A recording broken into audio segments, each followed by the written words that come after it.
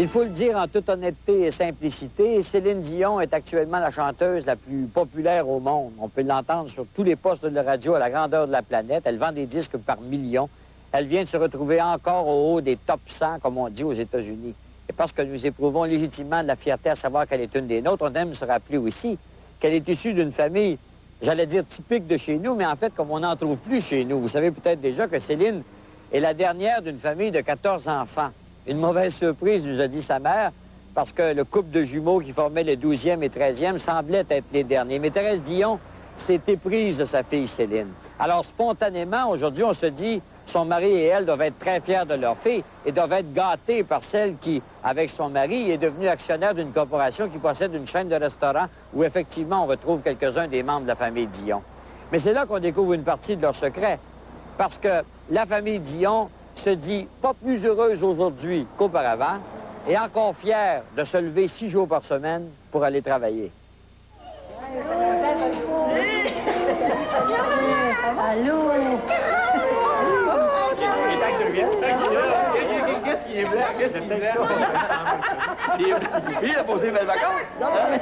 Après un séjour de 2 mois en Floride où ils ont rendu visite à Céline, Thérèse et Adhémar Dion sont accueillis par une 50aine de membres de la famille.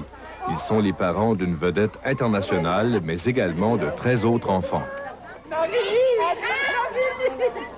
Nous autres, les Dion, là, on en a surfêté. Ils sont très, très gais, ils sont très... Oui, ils aiment à chanter, puis ils aiment être en avant. Ils aiment à prendre la place. J'ai remarqué hier soir, ils aiment à prendre la place pour...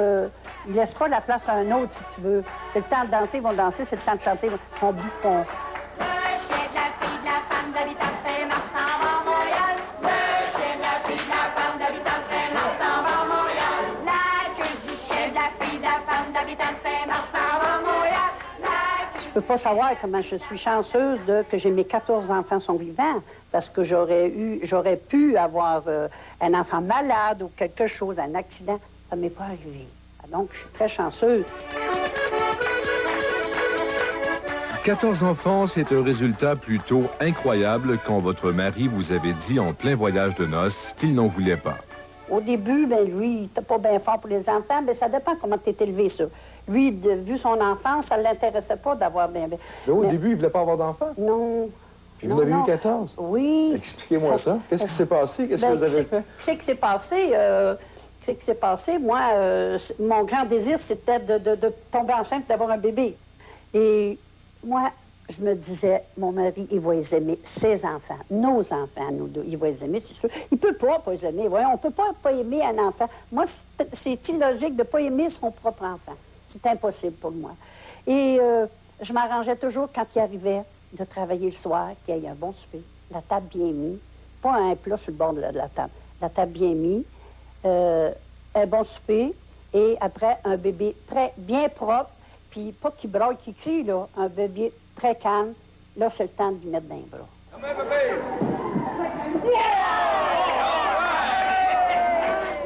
À la dernière, qui est Céline. J'en voulais pas du tout. Là, c'était assez. J'ai 40 ans, je suis encore enceinte. Voyons, je vais-tu passer ma vie? Je suis pas une machine à faire des petits. C'est pas ça qu'il faut penser. Je n'étais pas une machine à faire des enfants. Là, je voulais aider un autre. Je voulais autre chose. J'en avais fait 13 enfants. J'avais fait ma part, j'avais fait mon possible. Tout. Là, je voulais faire autre chose. Et cette situation-là de femme de 40 ans enceinte, encore, ça me boguait énormément. Si les enfants Dion parlent de l'amour à la maison familiale, ils se souviennent également des leçons de discipline et d'humilité.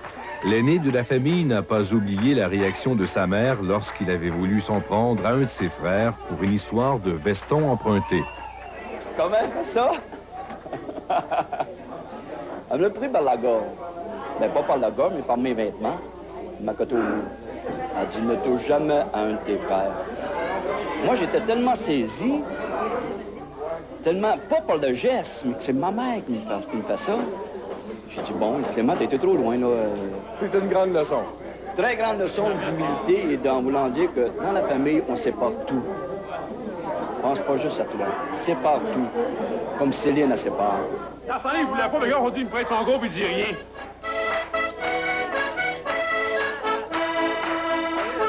Les garçons, il fallait qu'ils côtoient les filles à la maison, puis il y avait des soirs précis. Le mardi soir, le jeudi soir, le samedi soir, puis le dimanche.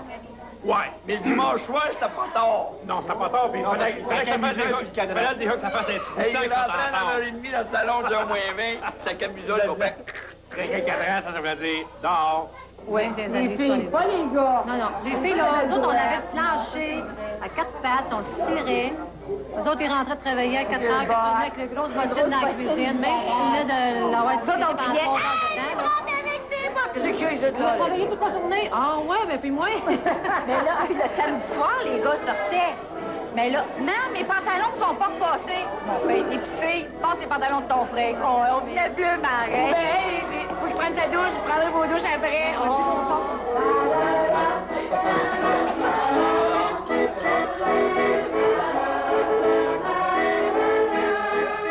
La petite dernière qui arrive, puis il veut encore chanter. Je dis non, là, ça je peux pas, là. Je suis tannée de tout ça, Céline. Tu vas à l'école, puis moi, je me disais, elle va faire une secrétaire ou elle va choisir un bon métier, mais pas chanteuse d'un bar, ça, je voulais pas. Ça, c'est impossible. Ça, pour moi, c'était impensable. On l'a fait chanter. On a embarqué sur le stage. Elle avait quoi? 5 ans, 6 ans à peu près. En tout ça. Le monde, il garochait de l'argent sur la scène. On regardait ça, elle. Elle a fait plus d'argent que nous autres, on a fait dans nos 3 jours de travail. Ah oui? Juste le monde qui garochait ça. 450 personnes, là. C'est là qu'on s'est aperçu, Céline avait quelque chose. Donc, ma femme, elle, bon, avec son temps, tout ça, elle a composé sa chanson « Ce n'était qu'un rêve ».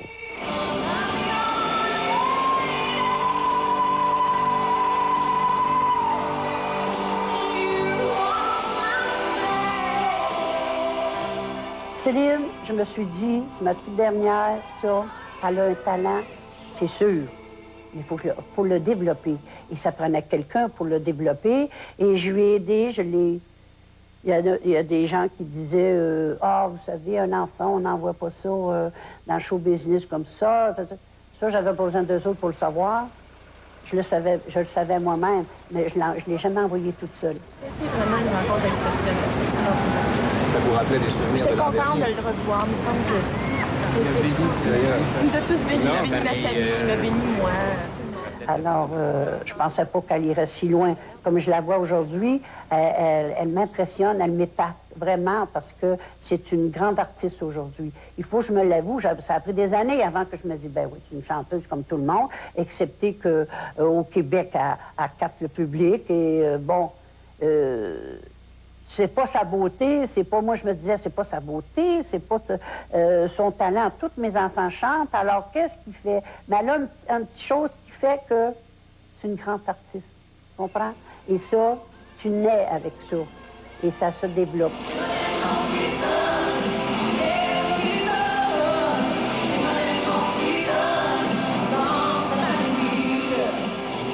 Mais que se passe-t-il au sein d'une famille de 14 enfants lorsque la plus jeune connaît un succès phénoménal?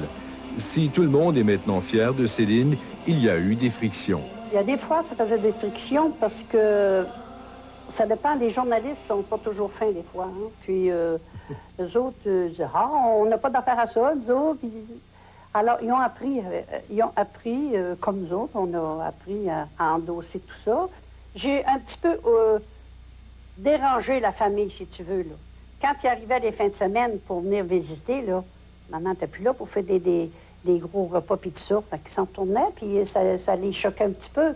Mais ils ont appris après que, ben, coudonc, c'était pas juste une passade. J'ai continué, j'ai foncé, puis je laissais parler, puis des fois, il faut se piler sur le cœur puis suivre sa logique. Il y a eu d'autres étincelles quand Mme Dion a été mise au courant de la relation amoureuse entre Céline et René Angelil. Ça m'a choqué. René m'a parlé, puis ça m'a choqué. Je me suis poignée avec René. Et des fois, je me poigne encore avec. Et je dis ma façon de penser, et puis lui aussi, et puis on finit par s'entendre, mais ça a bardé un petit peu. Et après ça, moi, j'avais peur que ça finisse par... c'était une passade et tout ça. Et j'ai fait comprendre à ma fille, mais elle était au début, c'était une amitié. C'était comme son père, si tu veux, René. Mais après ça, ça s'est replacé. Quand j'ai vu que René était vraiment sérieux, je pensais que c'était juste une passade. Parce que, M. René, toi, t'as l'âge de... Mais Céline, ça l'aurait terriblement brisé si ça avait été juste une passade, une amourette, si tu veux. Mais je me suis aperçu que c'était vraiment sérieux. Et vous, quand vous êtes ici, vous êtes le chauffeur attitré de votre femme? Oui.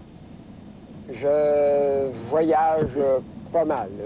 De Saint-Anne-des-Lacs à Méricite tous les matins. C'est 1 heure de route, hein? Veux pas, c'est 1 heure de route. Puis... Ça 2 heures de conduite par jour.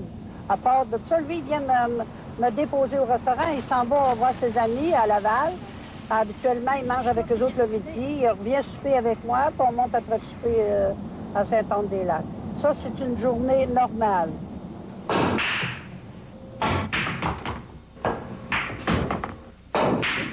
Trop fort. Si Mme Dion n'accompagne plus Céline dans ses déplacements, elle n'arrête pas pour autant. Elle est copropriétaire d'un restaurant. Son associé, son fils Paul, est celui qui est à l'origine des pâtés Maman Dion. Paul, il était sans ouvrage parce que où il travaillait, ils ont fait des fermetures de bureaux et tout ça. Et dont lui. À un moment donné, il était chez eux, puis il en mangeait, puis il s'est mis à penser à ça. Il dit, pourquoi qu'on ne mettrait pas ça sur le marché? Ils sont bons pour nous, ça devrait être bon pour d'autres Québécois, tu sais. L'héroïne de la soirée, la mère de tout le monde, notre mère, notre amour à tous, Maman Dion, chaleureusement. L'exercice fondamental de l'idée à ma mère, c'était aussi de faire travailler non seulement les gens de la région, mais aussi certains membres de la famille qui étaient sans emploi. Moi, c'était ça mon but. Oui. Puis je pense que les gens, ils venaient ici, puis ils voyaient, ah, ça, c'est Daniel, ça, c'est Ghislaine, ça, c'est Jacques. Ça, ils voyaient les membres de la famille ici. Puis ils travaillaient aussi pour leurs compétences. On est des gens du public, on est des gens qui aiment le monde. Alors, c'était évident que c'était notre milieu. Alors, à travers tout cheminement des petits pâtés, on a atterri ici au restaurant Nicolas de Repentigny. Bon appétit. Merci. Bonjour, madame. Monsieur. Ça va bien? Quand on fait des sketchs sur vous autres, au bye-bye, on dit on profite de Céline, tout ça, ça vous fait quoi, ça, Mme Dion? La première fois, j'étais bien fâchée quand Dominique Michel m'a imité. Elle avait mis des gros souliers à talons gros comme ça que j'ai jamais mis de ma vie. Elle m'imitait quand... ça, c'est dans l'année qu'on a été à Rome. Maman était là. Alors, ils ont un petit peu rigolé là-dessus au bye-bye. Et puis, elle avait la sacoche comme ça, puis elle imitait Maman Dion. Ça m'a choqué un petit peu. Puis après ça, j'en ai rigolé avec eux autres. Vous êtes fiers de vos 14 enfants et content de la vie? Oh, oui. Moi, là, je te dirais que... Je sais pas. Lui, il est droit. On n'a pas... moi, j'ai pas eu de problème avec mes enfants. On a des bons enfants. On a des bons enfants. Tu sais, ça aurait pu arriver un gars, tu sais, qui... Non. Jamais. On a des bons enfants. À tout seigneur, tout honneur, c'est à la plus grande vedette du showbiz québécois que reviendra l'honneur d'être la première à se produire sur la scène du nouveau centre Molson dans quelques jours. Est-ce que le clan Dion y sera en entier, en partie? Est-ce qu'il y en a qui viendront à chaque soir pour continuer à croire à l'incroyable? Peut-être, mais peut-être pas non plus. Parce que ce n'est pas la gloire qui leur est montée à la tête, c'est la fierté qui leur a gagné le cœur. Et pendant que la petite dernière continuera à flyer parmi les étoiles, eux continueront à avoir les pieds sur terre et le cœur au ventre.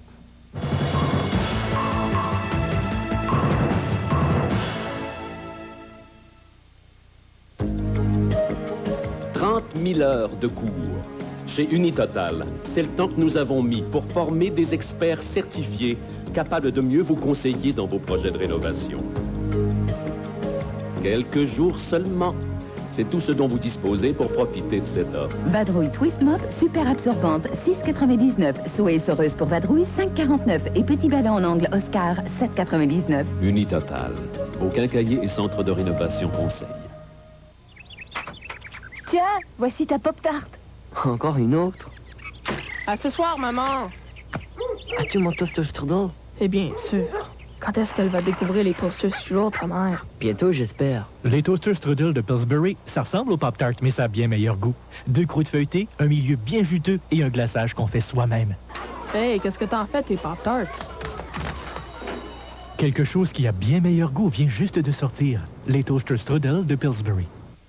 Pour moi, manger, c'est une passion. Je mange parce que j'aime ça. Depuis 250 ans, à Dijon, en France. Manger un bon repas, c'est quelque chose, c'est une expérience qui est très satisfaisante, qui est très sensuelle. Il existe un petit pot qui engendre de grandes passions. Ce qu'il me faut surtout, ce sont les meilleurs ingrédients, ceux qui ajoutent de la saveur. La vraie moutarde de Dijon d'Antoine Maille, pour l'amour de la cuisine. Un bon petit plat, c'est fou, parce que ça peut changer les gens. C'est terrible. On a tout perdu. Décourage-toi pas, mon Pierre. On va vous aider. À l'époque, pour s'en sortir, des gens décidèrent de miser sur l'aide mutuelle. Promutuelle était né. Aujourd'hui, nous sommes l'un des assureurs québécois les plus importants et nous sommes toujours aussi près de vous. Elle est belle, notre maison, hein? Très belle. Et bien protégée. Tiens, ta police d'assurance. Merci. Ben, je suis là pour vous aider. Ah, ben ça tombe bien. Il reste des boîtes dans l'auto. Promutuelle, du service quotidien avec un visage humain. Boutique Alternance, là où la femme active trouve le plus beau choix, les plus grandes marques, des vêtements en ligne d'aujourd'hui, des couleurs de votre été, la mode qui s'adapte à votre style. Alternance, un univers de différence, un mariage entre l'élégance quotidienne et le raffinement de votre intérieur. Le look recherché, la touche distinctive qui donne l'assurance du confort éternel, peu importe l'occasion.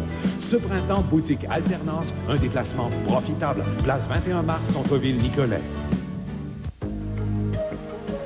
100 000 kilomètres. Chez Unitotal, c'est le chemin que nous avons parcouru pour former dans chaque région des experts certifiés en électricité, en plomberie, en peinture, en matériaux. Pour vous, il n'y a que quelques pas à faire pour profiter de nos rabais. Petit balai en angle Oscar, 7,99. Luminaire sur rail, 3 projecteurs, 15,99. Luminaire sur appliqué, 2 projecteurs, 7,99. Unitotal, vos quincailliers et centres de rénovation conseil. Qu'est-ce qui vous allume? Son sourire. Ses yeux, sa bouche, sa virilité. On s'excite. Est-ce que ça vous fait de l'effet? Ses mains puis ses fesses. Ah, les yeux. Des belles jambes. Plein la vue. S'il enlève ses pantalons, puis il garde ses bas, ça m'éteint. Bien sûr, les bas Sa silhouette. Sa sensualité. Les fesses d'un homme, ça m'allume. On s'enflamme. Ça cache juste un Ce sera chaud à Claire-Lamarche ce jeudi 21h.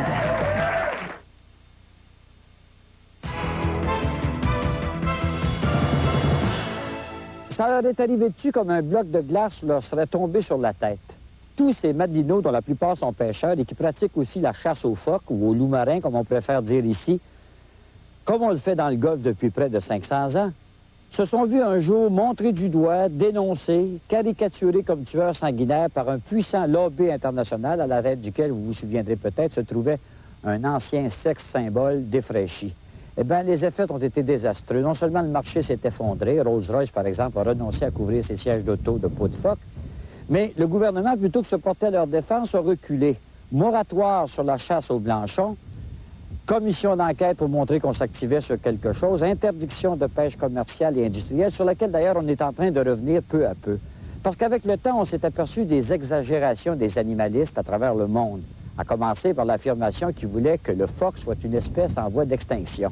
Bien, imaginez-vous donc qu'il y en a maintenant 5 millions, il s'en ajoute 250 000 par année, et ça dévore tout ce qui bouge dans l'eau, y compris de la petite morue. Ce qui fait qu'au bout du compte, 15 ans plus tard, c'est le métier de pêcheur qui est en voie de disparition.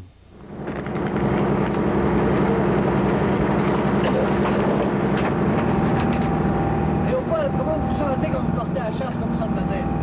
Ah, je me sens raffolé un peu. Parce que ça fait longtemps qu'on fait ce métier-là, puis on a été longtemps sans le faire. Depuis 82, on va donner la chasse, là. Ça fait drôle de commencer. Il est 5h30 le matin. Alors que Capomol dort encore, le capitaine et propriétaire du bateau CIML, Léopold Lapierre, prend le large avec son équipage, à la recherche du phoque du Groenland, ou plutôt du loup marin, comme on l'appelle aux îles de la Madeleine. Après ça, t'as pas vu la position des loups marins? T'as pas entendu parler de rien hier soir? À toi. Ah, j'ai rien entendu voir hier après-midi. On s'en va à l'aventure. À la garde de Dieu. Si on s'en donne à poigner,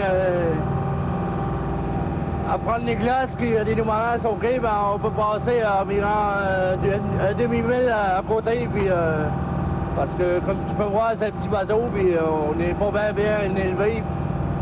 Ça fait que faut être chanceux pour attraper les loups-marins, là. Faut être bien chanceux. Pourtant, ce n'est pas la ressource qui manque, car elle a doublé en 15 ans. La population du phoque du Groenland, du loup-marin donc, s'élève à près de 5 millions dans le nord-ouest de l'Atlantique. Son taux de croissance annuel est de 5 %, soit 250 000 phoques. Le tiers de tous ces loups-marins quittent le Grand Nord, empruntent lentement le détroit de Belle-Île et se retrouvent autour des îles de la Madeleine pour la période des naissances, fin février, début mars. 2 semaines après, la chasse est ouverte. Attention, Léa. Attention à ce petit chose.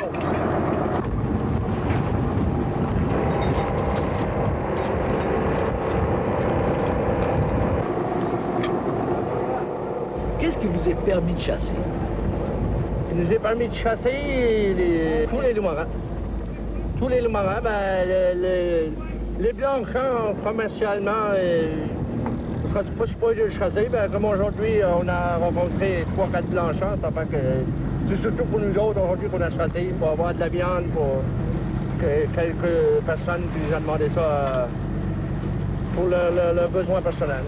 Mon grand-père a commencé ça. Je sais qu'il s'est noyé avec son équipe dans les années 1911. Après ça, mon père a continué. Moi, j'ai continué. Les enfants ont continué. Jusqu'en 83, on a toujours chassé. Âgé de plus de 75 ans, Willie Lebel est presque devenu un chasseur légendaire de loups marins, comme l'était son grand-père au début du siècle. Il a chassé le phoque de toutes les façons, en chaloupe, en bateau, même en avion. Et s'il voulait manger avant que la pêche ne reprenne, il se devait de chasser. On partait pour 2 semaines, une équipe d'une douzaine d'hommes, puis les gars se faisaient un salaire de 3 à 4 000 piastres dans leurs 2 semaines. C'est un revenu d'appoint intéressant, là. Aujourd'hui, depuis que les Greenpeace sont arrivés puis qu'ils ont fait leur propagande, on a perdu le marché des peaux. C'est ça qui avait la plus grosse valeur, c'était les peaux. Puis ça n'a pas repris beaucoup depuis ce temps-là. Les divers mouvements de protection du phoque ont fait disparaître le petit marché lucratif des Madelinots. Les chasseurs utilisaient leurs gourdins pour abattre la bête. Les animalistes les qualifiaient littéralement de tueurs sanguinaires. Des termes tout à fait injustifiés, selon Willie Lebel. Ça fait de la peine de tuer ça parce que c'est beau, un beau petit phoque. Hein? Mais moi, j'ai travaillé avec des biologistes, puis la meilleure méthode qu'ils ont trouvée, on a tout essayé, des carabines, c'était ça le gourdin.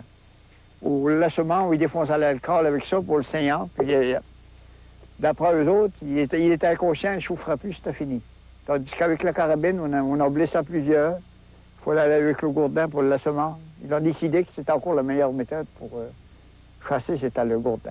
C'est la seule, on l'a toujours débattu, mais on fait face à l'immédiat qui est beaucoup plus puissant que nous autres. Nous autres, on n'a pas d'argent à mettre dedans, là, des grosses campagnes. Ça, on est 15 000 de population ici aux îles de la Madeleine. Puis on fait notre chasse, on essaye de la faire du mieux possible, toujours avec les lois fédérales.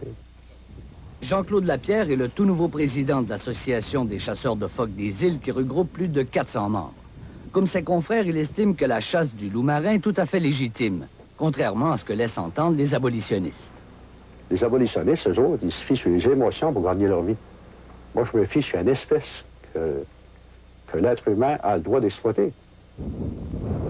Puis eux autres, par les émotions, vont chercher le monde par les émotions, puis ils m'empêchent d'aller survivre par l'espèce qui est ici, qui est autour des îles. Puis j'y ai droit aussi. L'espèce n'a pas été placée là juste pour ça, elle a été placée pour l'être humain, pour qu'il se nourrisse, pour qu'il gagne sa vie, qu'il fasse vivre sa famille.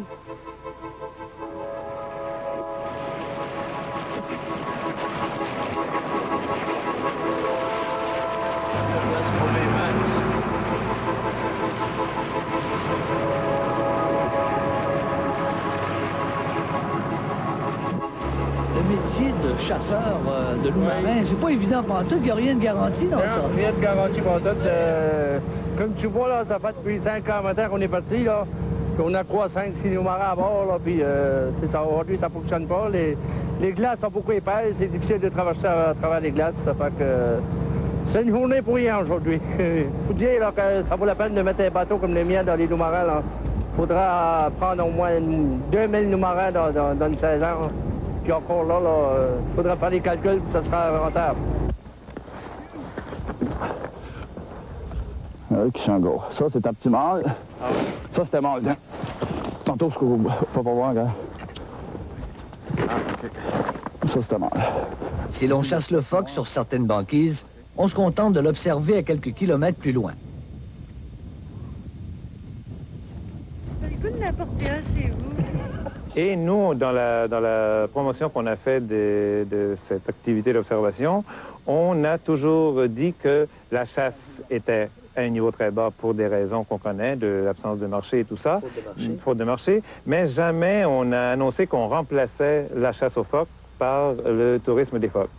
À chaque année, durant les 3 premières semaines de mars, quelques 500 touristes se rendent aux îles pour observer les blanchons sur la banquise, l'un des seuls endroits où ce type d'observation est possible. 50% d'entre eux sont japonais, les autres européens et américains, très peu de Québécois. Il semble qu'une cohabitation entre observateurs et chasseurs soit possible.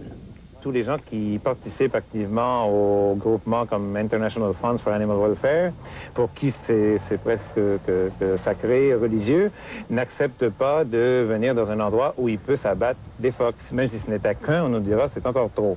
Là, c'est sûr qu'avec cela, il est plus difficile de traiter.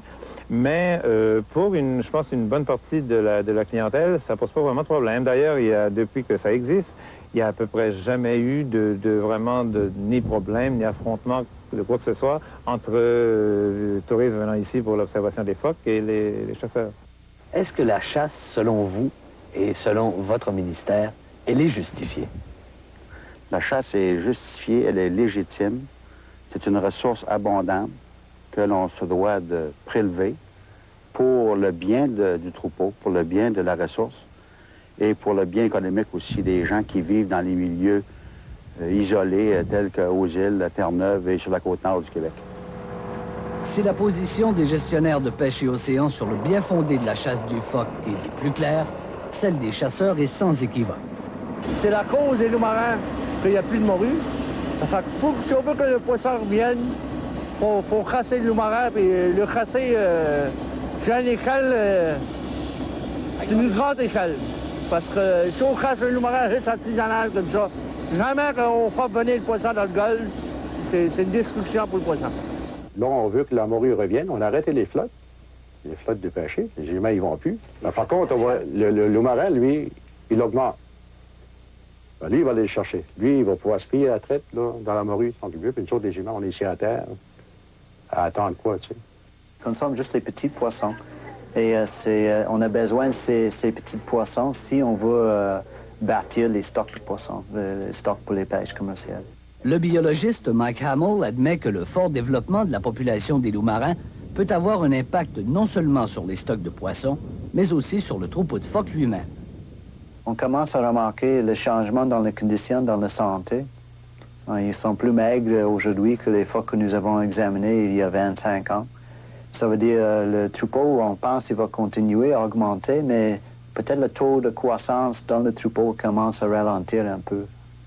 Il commence à manquer un peu de bouffe ou des autres ressources. Est-ce que vous pensez que ça peut être payant, finalement, la chasse aux loups-marins? Ça peut être payant avec des plus gros bateaux. C'est une catégorie de bateaux, c'est assez dur de faire la chasse. Avec des gros bateaux là, en métal, puis des bateaux de 100 pieds et plus, là, avec 15 à 20 hommes d'équipage. Ça a déjà été rentable, puis ça peut venir rentable encore. Il y a du marché, le marché n'est pas gros. On va peut-être commencer cette année par peut-être une vingtaine de mille pots qui va tuer, puis qui va être vendu. Pour les madelinos. Pour les madelinos, exactement. Ben, c'est un commencement. L'année passée, on n'a pratiquement pas vendu. Aujourd'hui, on a des bateaux qui y vont. Ça fait que ça, c'est encourageant. C'est petit pas va loin. La mentalité va changer. Ça, c'est officiel. Il va falloir que ça change. Les madelinos désirent que la chasse aux loups-marins soit à nouveau rentable. Des actions sont prises en conséquence. Lors de notre tournage, une délégation commerciale des îles s'est rendue au Japon à la recherche de nouveaux marchés pour la vente du loup-marin. Les chasseurs, eux, se sont réunis et ont investi dans la création d'une coopérative qui pourrait les aider à obtenir de meilleurs prix pour les produits de la chasse. Et des commerçants désirent apporter leurs efforts pour la relance de l'industrie du phoque. Je fais du vêtement haut de gamme sur mesure, que les pièces comme vous voyez là et comme j'ai sur moi. Aussi, on fait les accessoires. Les accessoires, on parle de chapeaux pour adultes et enfants, les mitaines, les gants. Ça, c'est une gamme de chapeaux. On offre même aussi des coussins. On fait aussi des coussins, des sacs à main. La propriétaire du commerce Les Cuirs Odyssée, Odette Leblanc, appuie les chasseurs à 100% dans leur requête d'expansion de l'industrie du phoque. Surtout, dit-elle, lorsque l'on connaît la triste situation économique dans les îles et les besoins accrus auxquels font face les Madelinots. Si les gens venaient ici passer quelques mois l'hiver puis qu'ils voyaient comment ça se passe, ils comprendraient peut-être un peu mieux. Mais c'est une question de respect aussi. Il faut qu'on nous respecte là-dedans parce qu'on est un peuple très accueillant, mais il ne faudrait quand même pas non plus, je veux dire, en abuser parce que je pense qu'en quelque part, c'est une tradition, c'est juste une culture qu'on veut garder. Un point, c'est tout. On se sent petit. On se sent petit à se défendre, puis c'est pas facile. C'est pas facile, mais on n'est pas des lâcheux.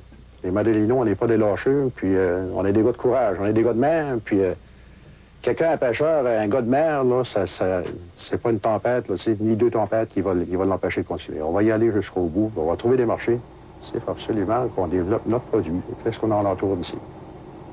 Pas besoin de séjourner longtemps ici pour comprendre que les gens veulent se prendre sérieusement en main. Pendant que nous y étions, il y avait une délégation de Madelinots en tournée commerciale au Japon pour promouvoir la vente de toutes les parties possibles du corps du phoque, ses huiles, ses graisses, sa viande.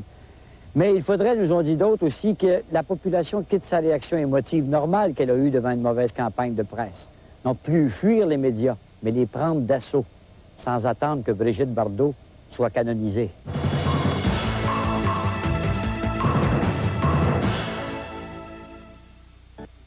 C'est le grand ménage du printemps. Allô, je suis présentement en face de l'Auto-Québec. J'attends mon taxi. Pas des farces, on est le 26 mars, puis il neige encore. Puis là, s'il faut qu'il annonce une autre dépression ces Grands Lacs, c'est moi qui va finir par en faire une dépression. Ce qui me remonte le moral, c'est le gros loup du Super 7. 11 millions vendredi. Avec 11 millions, c'est pas un taxi que j'aurais appelé. C'est une charrue. Au petit trot s'en va Marc-André avec son gros lot. Joyeux Noël! Au Super 7, gagné 11 millions. Brûlante camionnette Mazda B3000 SE. Mazda. Je suis en bouteille. L'édition spéciale équipée au max d'un véhicule qui aime travailler fort. Emporte-moi. Mazda B3000 SE édition spéciale. À prix envoûtant. Mazda. Je suis en bouteille. Emporte-moi. Breyers présente son fabuleux dessert glacé, Viennetta. La richesse de son onctueuse crème glacée et son irrésistible feuilleté chocolaté cacheraient cependant un tout petit problème. Viennetta de Breyers. Un morceau, c'est pas assez. Et maintenant, la saveur du cappuccino peut s'apprécier avant le café. Viennetta Cappuccino. Une nouveauté de Breyers. C'est le grand ménage du printemps chez Clément Boisvert-Meubles. Et quand Clément Boisvert-Meubles fait du ménage, ça veut dire qu'il liquide ses marchandises à prix ridicules. Surveillez les étiquettes rouges et économisez encore plus. De plus, ne payez rien avant mars 97. Le grand ménage du printemps, c'est chez Clément Boisvert-Meubles. Maintenant ouvert le dimanche. Les amis, ne me cherchez plus. Je serai au salon de la famille de Trois-Rivières sur le terrain de l'Expo samedi à 16h. Également en vedette vendredi soir, le numéro 1 du country, Georges Hamel. Le samedi soir, les célèbres Nathalie et Anne des Zigotos et Pouille de Frites et Pouille. Dimanche après-midi, Enfants Forme et plusieurs autres activités. Sans compter les exposants exclusifs, une jungle de 200 kiosques à explorer. Le salon de la famille de Trois-Rivières, c'est un rendez-vous. Boutique Pierre, style décontracté, vêtements élégants, tenues chic. Boutique Pierre, mode masculine, nouvelle tendance, allure sportive. Boutique Pierre, vêtements légers, confort assuré, couleur d'aujourd'hui. Boutique Pierre, service excellent. 2 succursales, Carrefour Trois-Rivières-Ouest, Galerie du Cap, Boutique Pierre. C'est le grand ménage du printemps chez Clément Boisvert-Meubles. Meublez-vous à bon prix et ne payez rien avant mars 97. Sofalie, 499 $. Ensemble sommier matelas à 289 $. Le grand ménage du printemps chez Clément Boisvert-Meubles, 550 Whitehead, maintenant ouvert le dimanche.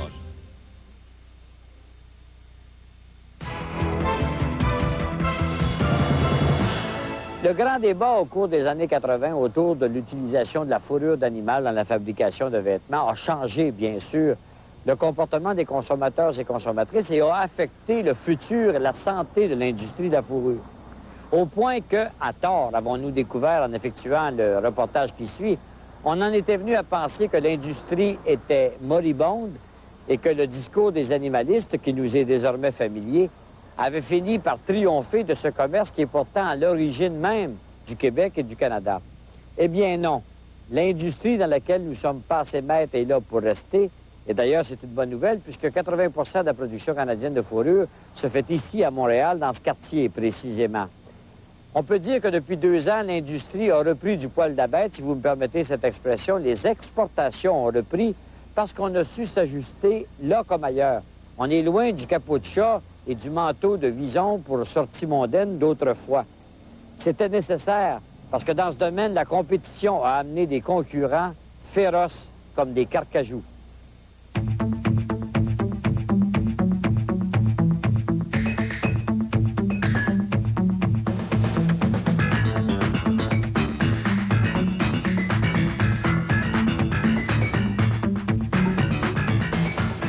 On ne revient pas des choses qui se faisaient il y a 40 ans. Il y a 40 ans, ils faisaient une boîte avec un trou, se mettre la tête dedans. Tu sais, pratiquement, c'était carré, il n'y avait pas de coupe, il n'y avait rien dans ça. Il y a 10 ans, il n'y avait pas beaucoup de design. On faisait du design, mais c'était pas à grosse quantité. C'était le manteau régulier, puis c'était vraiment des grosses productions. Là. Il y avait peut-être 400 manufacturiers à Montréal. On fournissait le monde entier.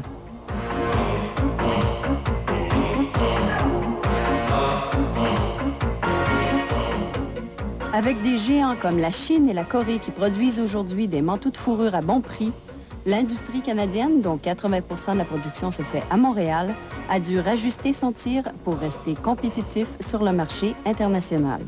Disons, la fourrure, ça bouge. La compétition est internationale. Un castor qui vient de Lac-Saint-Jean, Québec, peut voyager en Orient pour se faire apprêter, peut-être confectionner en Chine après un design italien pour être vendu par après aux États-Unis. Ça bouge, ça voyage partout. Pour survivre à des années difficiles dues au climat économique, cette industrie on ne peut plus traditionnelle a dû s'adapter à une nouvelle réalité internationale et redéfinir son look en ayant désormais en tête la qualité plutôt que la quantité. La qualité de la fourrure canadienne est supérieure et renommée autour du monde. Ça fait partie de notre héritage.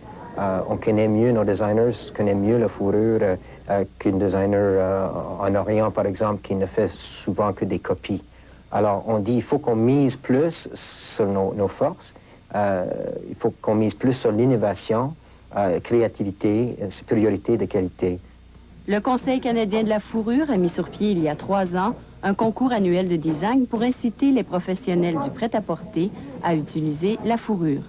Véronique Milkovic a gagné l'un de ces concours, dont le prix était un stage dans un centre de design international à Copenhague. Moi, en sortant de l'école, vraiment, pour moi, les manteaux de fourrure, c'était les manteaux pour grand-mère. Rien de plus. Hein. C'était associé au luxe ou c'était vraiment pas quelque chose qui avait quelque chose à voir avec la mode. Et comme j'étais dans une école de mode, ça ne m'est pas venu à l'esprit. Mais c'est en partant en Scandinavie que j'ai vu que ça pouvait être intégré à la mode et puis qu'il y avait beaucoup de place pour des améliorations. Véronique travaille en collaboration avec des manufacturiers et vient tout juste de lancer sa propre collection.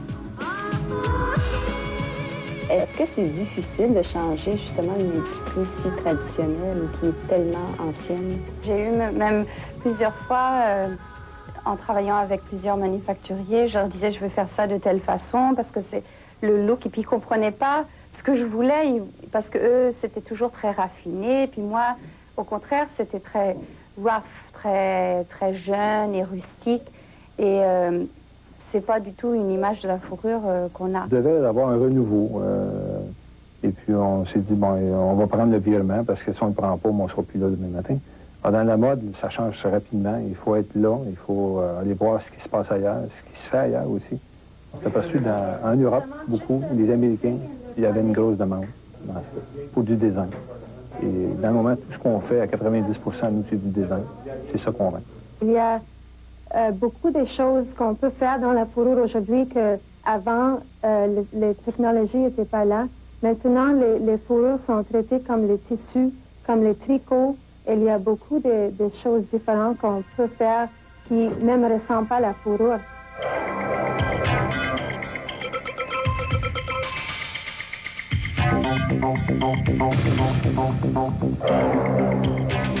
C'est vraiment, c'est un autre mode de vie. Et ça, c'est une chose que j'ai appris en Scandinavie, c'est que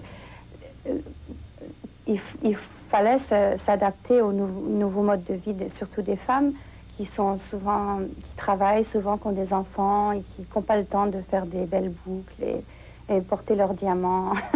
C'est plus du tout la même chose. C'est plus les maris qui achètent les manteaux de blouson pour les femmes. C'est les femmes qui s'achètent leurs manteaux et qui veulent quelque chose de pratique.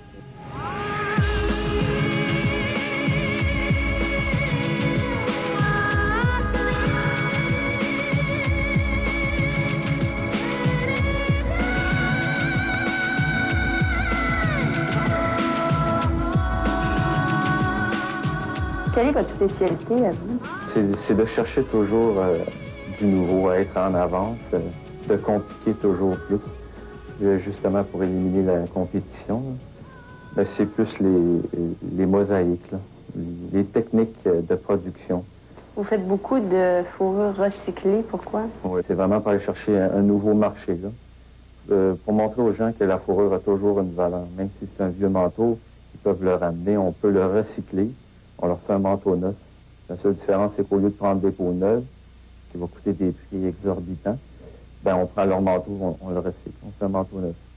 Recyclé, biodégradable ou écologique, l'industrie vante maintenant ses qualités vertes, une réponse au discours des animalistes qui ont passablement terni la réputation de la fourrure. La plupart du public ne savait pas nécessairement comment l'industrie était gérée, le fait que la récolte des animaux de fourrure sauvages, c'est tout réglementé par les gouvernements provinciaux, surtout les ministères de la faune, que les saisons sont limitées, que les trappeurs ont des permis, que les biologistes suivent toute la chasse, les saisons de piégeage pour vérifier qu'on ne prend qu'une certaine partie de surplus, si tu veux, qui est produit chaque année. Je pense que ça fait 300-400 ans que le Canada produit de la fourrure. On a commencé avec les aborigènes et puis on a commencé à attraper le castor, le musqué. J'ai vu même des statistiques qui disaient que le castor est plus nombreux ou aussi nombreux qu'il était quand on a découvert le Canada. Alors, ça veut dire qu'on protège le côté animal. Et puis, le trappage, c'est toujours été une chose qui s'est fait partout et qui se fait encore et qui va toujours se faire. Même si les gens qui sont contre la fourrure, il va toujours avoir des gens qui vont aimer la fourrure, qui vont aimer la travailler. Moi, j'aime travailler à fourrure. C'est toujours un défi pour travailler à fourrure. Je pense qu'il n'y a rien qui peut empêcher ça. Est-ce que vous sentez que vous avez toujours inventé les qualités écologiques de la fourrure? Oui, je le sens, mais beaucoup moins qu'il y a, disons, 2 ans. Je trouve que déjà, il y a 2 ans, le politically correct, c'était très à la mode. Et maintenant, ça devient... On commence à en avoir marre de la morale et tout ça. Et puis, je pense que l'industrie de la fourrure a aussi fait beaucoup d'efforts pour montrer que c'était un produit, en fait, qui est très écologique. Au contraire, c'est beaucoup plus écologique qu'anti-écologique, puisqu'il faut contrôler les animaux. Par exemple, la plupart des animaux qu'on utilise en fourrure, comme le rat musqué, le castor, le renard, le phoque, tous ces animaux-là, c'est des animaux il y a en abondance. Et si on ne contrôle pas cette abondance d'animaux, ça va créer des problèmes. Ils vont plus avoir assez à manger, ils vont crever de faim, il va y avoir des maladies qui se répandent. C'est toujours comme ça quand il y a une surpopulation d'animaux. Et en plus, ils font des dégâts dans l'environnement. Il y a aux États-Unis, il y a des groupes maintenant qui ramassent des millions de dollars en faisant des campagnes de peur auprès des citoyens qui veulent bien faire, mais qui ne connaissent pas l'autre côté de l'histoire. C'est des campagnes animalistes, certains groupes qui croient qu'on ne devrait plus utiliser les animaux de tout, même pas pour manger ou pour la recherche médicale ou quoi que ce soit. Et ça, c'est une idée, finalement, que la plupart du monde ne sont pas prêts à accepter une fois qu'ils comprennent tous les éléments. C'est connu, certaines célébrités soutiennent le discours des animalistes et s'affichent publiquement contre la fourrure à grand renfort de publicité. Est-ce que vous rencontrez beaucoup de mannequins qui refusent de porter la fourrure? Et quels sont leurs arguments? Oh, leurs arguments, c'est très émotionnel, c'est très... Oh, c'est les mignons petits animaux. Puis je suis d'accord, c'est... Moi non plus, ça me... Si on voit ça d'une façon émotionnelle, c'est jamais beau à voir, mais pareil, manger du poulet, pareil, porter du cuir, des chaussures en cuir... La nature, c'est pas un musée. On ne peut pas le protéger dans ce sens-là. Ça, c'est pas bien compris des fois par certaines vedettes de Hollywood qui sont exploitées souvent par les groupes de manifestants, les groupes activistes, qui s'en servent d'eux des fois pour attirer l'attention des médias. Et malheureusement, des campagnes qui des fois ont commencé avec des bonnes intentions sont devenues des machines à argent, finalement, des machines à protestation.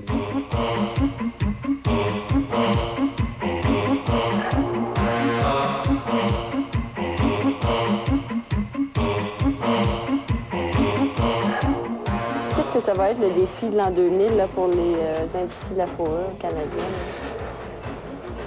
Ça va être encore design, d'après moi, là, le maximum, puis augmenter la qualité, toujours s'améliorer. Il y a 10 ans, 15 ans, on n'était pas compétitif avec les Coréens. Maintenant, on l'est. Je pense qu'on a de la main-d'œuvre qualifiée ici au Québec. On peut compétitionner avec n'importe qui dans le monde, que ce soit avec le design. Pas en quantité. Non, pas en quantité, mais on ne recherche pas la quantité non plus. On recherche du design. Alors, moi, je ne veux pas aller en quantité. C'est pas l'entreprise, c'est pas le but de mon entreprise de faire de la quantité. C'est de faire des choses différentes.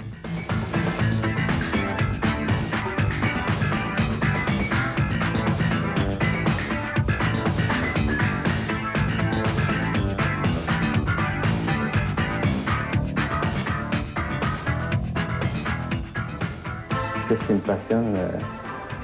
On peut dire que je suis venu au monde dedans. C'est tout ce que je sais faire, mais tout me passionne. C'est surtout de créer, puis que c'est à l'infini. Je peux pas dire un jour, bon là, j'ai vraiment tout essayé, les fourrures, toutes les techniques, là, on a fini. Là, on va produire ce qu'on a. Non, à chaque jour, à chaque année, c'est du nouveau tout le temps. On ne veut plus nécessairement la fourrure juste pour les occasions formelles, très formelles, l'opéra ou le ballet. Le monde veut des modes plus casuels, ils ont des styles de vie plus actifs. Alors, on peut dire que la fourrure s'est démocratisée un peu? Absolument, la fourrure s'est rendue une plus grande gamme des produits, des nouvelles idées, des jeunes designers apportent tout de nouveaux éléments pour tous les styles de vie, pour toutes sortes de goûts, si vous voulez.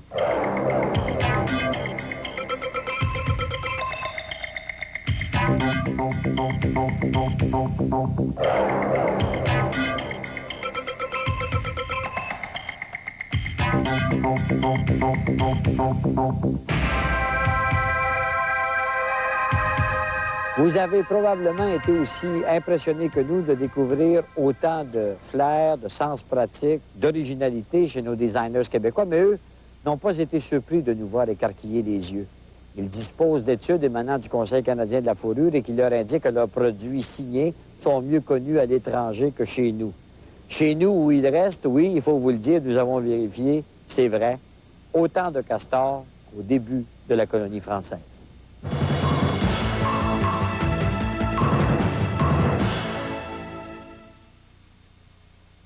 Le produit s'appelle Cascade. Les produits Cascade sont fabriqués au Québec par plus de 5000 personnes chez nous. Ça fait travailler du monde.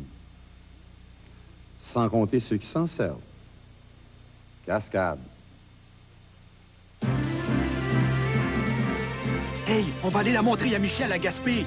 Yeah! Puis après, les enfants, on redescend à Magog la montrer à grand-maman. Ouais! L'Intrépide 96, une grande routière offerte pour seulement 349 $ par mois. À ce prix-là, on ne peut s'empêcher de la montrer à tous ses proches avec un puissant moteur, une conduite sportive, un intérieur spacieux et luxueux et beaucoup plus. Hey, puis je pense à ça, les Baudouins, ils sont en Floride. Faut bien qu'on l'essaye, ce climatiseur-là. Yeah! seulement chez votre concessionnaire Chrysler.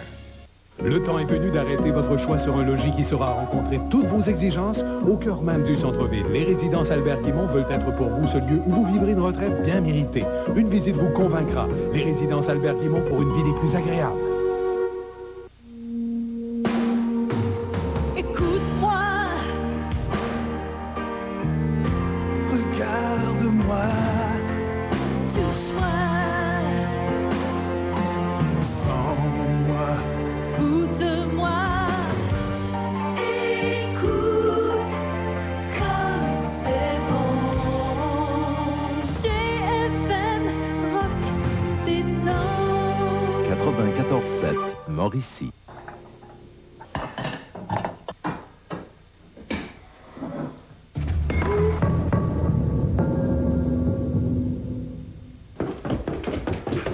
Papa? Papa? Qu'est-ce qu'il y a? 132, on est en direction.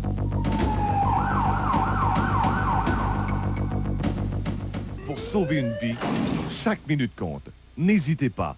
Téléphonez. Claude Croteau et filles de Cap-de-la-Madeleine. 3 étages de vêtements pour toute la famille. La mode à bas prix. Avec les beaux jours qui sont de retour, venez découvrir toutes les nouveautés printanières pour dames en magasin. Les plus jeunes seront heureux en compagnie de leur populaire sac à dos Ourson à seulement 14,99 $. Claude Croteau et filles, c'est aussi un vaste choix de t-shirts et de pantalons à carreaux confortables pour seulement 19,99 $. Claude Croteau et filles, la mode à bas prix. Boulevard Sainte-Madeleine à Cap-de-la-Madeleine. Le temps est venu d'arrêter votre... Toutes vos exigences au cœur même du centre-ville. Les résidences Albert Guimont veulent être pour vous ce lieu où vous vivrez une retraite bien méritée. Une visite vous convaincra. Les résidences Albert Guimont pour une vie des plus agréables. Ces produits s'appellent Cascade. Ça, c'est les essuie-tout Cascade absorbants et résistants. Même s'ils s'appellent les essuie-tout, est-ce qu'ils essuient tout? Non. C'est pour ça que les deux autres existent. Cascade. Les clés de l'appartement de Jasmine, s'il vous plaît. Ah oui? Je suis à 19 ans, t'en as 27! Si c'était le contraire, crierais-tu au diable? Monsieur Tony Demers? C'est moi. Vous êtes en état d'arrestation, monsieur. Armande, regarde-moi dans les yeux, là. Je pense pas que je peux avoir fait ça. C'est toi. Au nom de la justice, Jasmine, demain soir, dès 21h.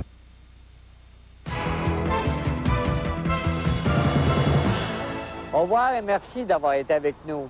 La semaine prochaine, une émission que je vous invite à ne pas manquer et qui porte sur la situation actuelle en Palestine. Une situation très tendue et très difficile. Voici un extrait de cette émission. À Canada Camp, le destin s'est fait encore plus cruel. Le camp est en Égypte, mais par une sorte d'ironie des frontières, tout à fait collé au territoire de la bande de Gaza. Ce qui fait que des familles divisées par l'histoire et les guerres, parfois depuis 15 ans, peuvent encore se donner des nouvelles de vive voix. Si vous désirez nous faire parvenir des suggestions pour l'émission, les gens de Montréal composeront le 790-1301 et ceux d'ailleurs au Québec, le 1-800-611-1200. Vous pouvez aussi nous rejoindre par télécopieur. Passez une bonne semaine, portez-vous bien.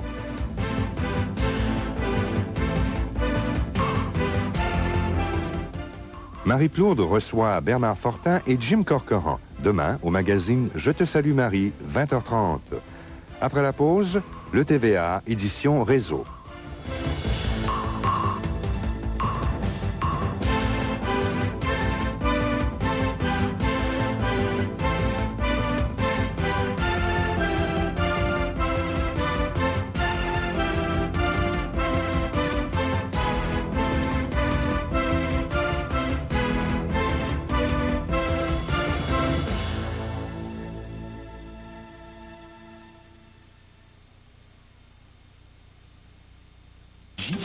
Enquête.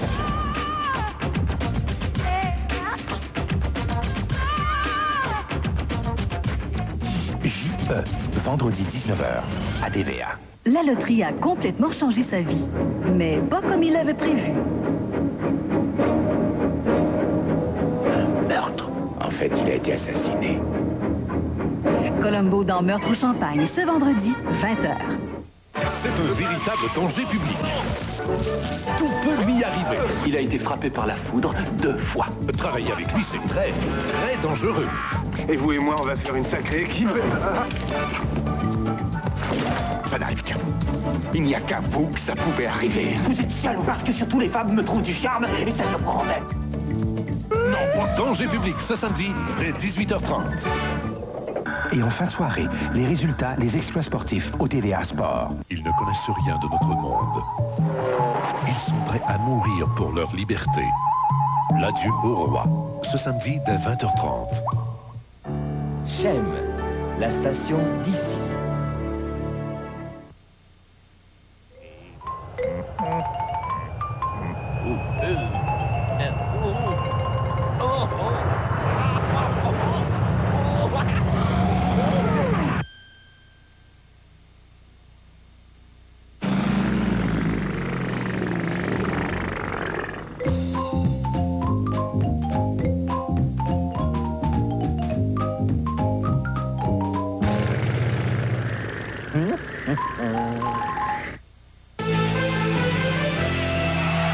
Le satellite Annick ne répond plus, les communications au pays sont perturbées. Assurance médicaments, la pilule risque d'être plus difficile à avaler pour les riches. Et location d'automobile, l'APA ne loue pas les concessionnaires.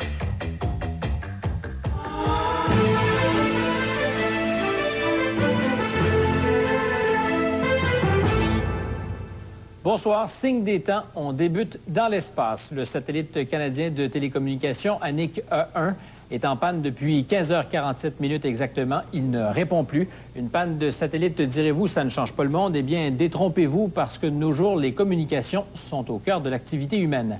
Armand Dubois. Les difficultés proviendraient du panneau solaire qui fournit l'énergie au satellite Annick 1. Ce n'est pas la première fois que les satellites Annick éprouvent des problèmes. En janvier 1994, Annick 1 a connu une panne pendant 6 heures, Annick 2 pendant 6 mois. Chaque fois, les conséquences sont énormes au Canada. Ainsi, plusieurs systèmes de transmission de données arrêtent de fonctionner. On pense aux transactions bancaires à distance, aux messages de certains téléavertisseurs, aux transmissions téléphoniques pour le Grand Nord, sans oublier bien sûr les signaux de plusieurs chaînes de télé qui ne peuvent plus être acheminés. Effectivement, on a plusieurs radiodiffuseurs, télévisions spécialisés qui nous ont appelés pour nous demander de leur donner un coup de main, particulièrement pour alimenter à la fois les émetteurs de radiodiffusion, mais aussi pour les nouvelles. Principalement, ça va surtout affecter les reportages faits avec un véhicule comme celui-ci, mobile satellite. Pour le reste, TVA est doté d'un réseau en fibre optique. Si la panne persiste, Télésat va tenter de rétablir les réseaux de communication en utilisant des satellites américains. Parce qu'en ce domaine, le Canada n'a pas d'autres ressources. Toute notre communication au Canada passe seulement par 2 satellites, et seulement 2. C'est quand même assez étrange. Aux États-Unis, ils ont, je pense, au-delà d'une trentaine de satellites de communication. Au Canada, 2. Armand Dubois, TVA Montréal. Depuis hier, vous le savez, le gouvernement travaille à la mise sur pied d'un programme universel d'assurance médicaments qui devrait entrer en vigueur en janvier prochain. Un programme universel, mais certainement pas gratuit. Quelqu'un, quelque part, devra payer. En fait, probablement tout le monde, mais nécessairement pas de façon égale. Monique Grégoire explique. Les médicaments coûtent de plus en plus cher, mais on ne peut s'en passer. Le gouvernement du Québec dépense chaque année 850 millions de dollars, juste pour offrir gratuitement les médicaments aux personnes âgées et aux assistés sociaux et pour couvrir les besoins des hôpitaux. Ajoutez à cela les 950 millions de dollars que les consommateurs dépensent et vous arrivez à la rondelette somme de 1,8 milliard de dollars. C'est tellement cher que des gens sont réduits à se mettre sur l'aide sociale pour arriver, comme ce diabétique que le docteur Demers a connu. Donner à cette personne-là une surcharge financière de 5 000 à 10 000 de plus par année, si la personne gagne déjà un bon salaire, ça va, mais en plus, si elle est malade, alors si elle devient encore plus malade, elle ne peut plus gagner ses sous, elle ne peut plus avoir ses médicaments, et tout ce qu'elle a comme choix, c'est d'entrer sur l'assistance sociale. Comme il y a plus d'1 million de Québécois qui n'ont pas d'assurance médicaments, des histoires d'horreur comme celle-là, on en rencontre beaucoup, et ça risque d'empirer avec le virage ambulatoire. On ne peut pas nécessairement sortir quelqu'un de l'hôpital et lui faire une facture, par exemple, de 400 $ par jour à la maison. C'est pas possible. Il faut absolument qu'on fasse sauter les barrières. Le gouvernement le sait, et il sait aussi que dans 10 ans, les baby boomers auront 60 ans et que la facture de médicaments va exploser. Si on mettait en commun les sommes que le gouvernement, les compagnies d'assurance et les consommateurs paient en médicaments, on pourrait s'offrir une assurance collective. C'est une des conclusions du rapport que le docteur Demers a soumis au gouvernement il y a 1 an. Mais avec l'assurance médicaments, ce serait la fin de la gratuité. Tout se paye. Et on a toujours eu la tendance à penser, en tout cas, que même tout était tellement gratuit qu'on pouvait abuser. Mais c'est fini cette ère-là. Comment va-t-on financer cette nouvelle assurance médicaments? Par un impôt sur le revenu, par une cotisation spéciale? Le gouvernement n'en a touché mot pour l'instant et attend le dépôt du rapport Castonguay dans 2 semaines pour faire connaître ses couleurs. Mais il semble clair que les gens fortunés, même s'ils sont âgés, seront amenés à contribuer plus que les autres. Monique Grégoire, TVA, Montréal. Malgré les promesses de la dernière campagne électorale au Québec, la liste d'attente pour certaines opérations à l'hôpital pour enfants Sainte-Justine ne se réduit pas. En tout, près de 3000 enfants sont en attente de chirurgie. Une situation rendue difficile par la rareté des anesthésistes. On assure cependant que les cas les plus graves sont rapidement réglés. Les précisions avec Robert Plouffe. Malgré les promesses électorales, la liste d'attente en chirurgie à l'hôpital Sainte-Justine n'a pas tellement fondu en 1 an et demi. Elle oscille toujours autour de 2900 cas. Les opérations urgentes dont l'attente ne peut dépasser 2 mois passent en priorité, mais les 3 à 6 mois d'attente se transforment en 4 à 8 mois et plus. Il y a beaucoup de cas qui seraient opérables en 1 jour, à peu près 2000 cas en 1 jour. Donc des cas relativement légers, mais qui mériteraient une chirurgie, mais qu'on ne peut pas faire au rythme qu'on le souhaiterait. Sainte-Justine aurait besoin de 4 anesthésistes supplémentaires. À peine plus de la moitié des 10 blocs opératoires sont utilisés. Même si des hôpitaux ferment, la spécialité pédiatrique n'attire pas nécessairement les anesthésistes rendus disponibles. Et puis, il faut dire qu'au Québec, la pénurie d'anesthésistes persiste et entraîne un jeu de chaises musicales. L'Hôtel-Dieu était en nombre suffisant il y a peu de temps. Il y a 2 anesthésistes qui quittent pour aller bientôt pratiquer à l'hôpital Sacré-Cœur. Donc, ils vont être en pénurie, eux autres aussi. À chaque fois qu'on en déplace un, il y en a 4, 5, 6 autres qui se déplacent de d'autres endroits. La pénurie change d'endroit. Malgré tout, Sainte-Justine a de l'espoir. 2 anesthésistes qui ont quitté l'an passé reviennent cet été et l'hôpital veut entreprendre un blitz d'opérations en commençant d'abord par analyser les cas de patients inscrits sur 2 listes d'hôpitaux à la fois. On va peut-être encourager les gens à recevoir les services, les gens de l'ensemble de la province, le plus près possible de leur domicile, en emmenant à Sainte-Justine que les cas qui doivent être traités à Sainte-Justine. Ça va être la 2e stratégie. Ensuite, on va informer la population. Il y a peut-être beaucoup de cas qui pourraient se faire ailleurs, en première ligne, en CLSC. L'Association des anesthésistes doit se pencher à nouveau sur ce problème dès la semaine prochaine, alors qu'une rencontre est prévue avec les 4 chefs de département des hôpitaux universitaires. L'association veut bien évaluer la demande afin de mieux ajuster l'offre des anesthésistes. Robert Plouffe, TVA, Montréal. À Québec, le premier ministre Lucien Bouchard absout l'ex-ministre Richard Lehir. Il rejette du revers de la main la requête des libéraux qui réclament une commission d'enquête spéciale. M. Bouchard affirme que les 2 enquêtes du vérificateur général suffisent et qu'il n'y a aucun motif pour incriminer d'autres ministres dans cette affaire.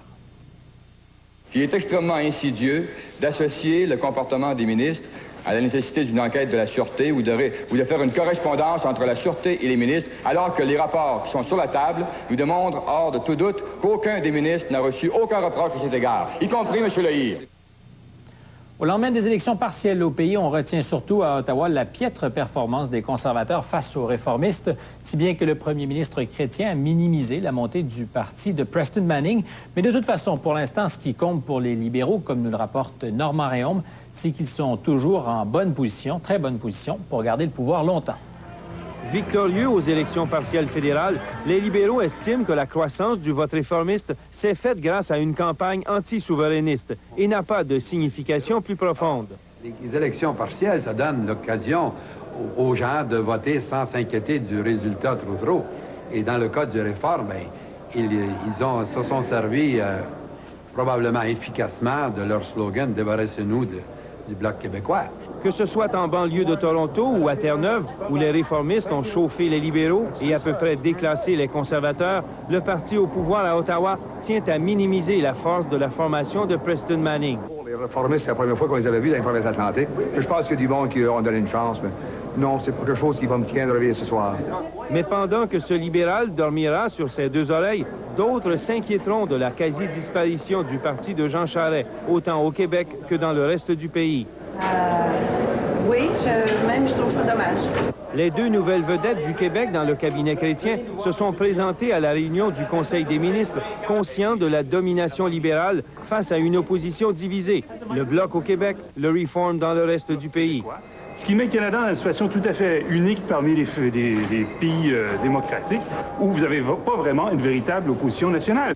Et Jean Chrétien a eu tôt fait d'écorcher la sensibilité de son protégé en disant que peu importe qui forme l'opposition, ce qui compte, selon lui, c'est de garder les libéraux au pouvoir. The problem for me is I don't mind who is the opposition. What I mind of is to have the liberals in power. Et pour rester au pouvoir, les libéraux espèrent que la polarisation fédéraliste-souverainiste va se poursuivre au Québec. Mais dans le reste du Canada, les libéraux comptent sur une force relative des conservateurs pour diviser le vote de la droite, qu'ils cotisent d'ailleurs eux aussi. Normand Réaume, TVA, à Ottawa. Vaut mieux regarder 2 fois avant de signer un contrat de location d'un véhicule neuf. Et de nouvelles accusations contre les 2 hommes soupçonnés de pédophilie à Chicoutimi. Ce soir de Chabadal, des gars de Brou, Sophie Lorrain, Guy Latraverse et moi-même Guinadon à la batterie.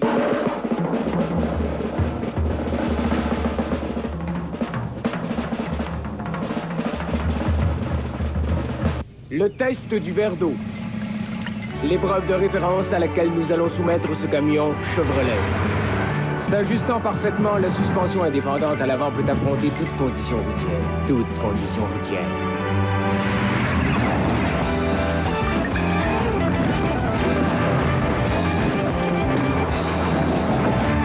Quand ça devient sérieux, mettez d'un couvercle sur le verre. Chevrolet, connu pour en prendre, reconnu pour en donner. Êtes-vous sûr que vos assurances vous conviennent vraiment? Aux assurances La Capitale, on a beau vous inviter à comparer. C'est vos proches que vous consultez. 20 ans que j'ai attendu avant de faire affaire avec un agent directement. Oh, ça fait longtemps que j'aurais dû aller à La Capitale.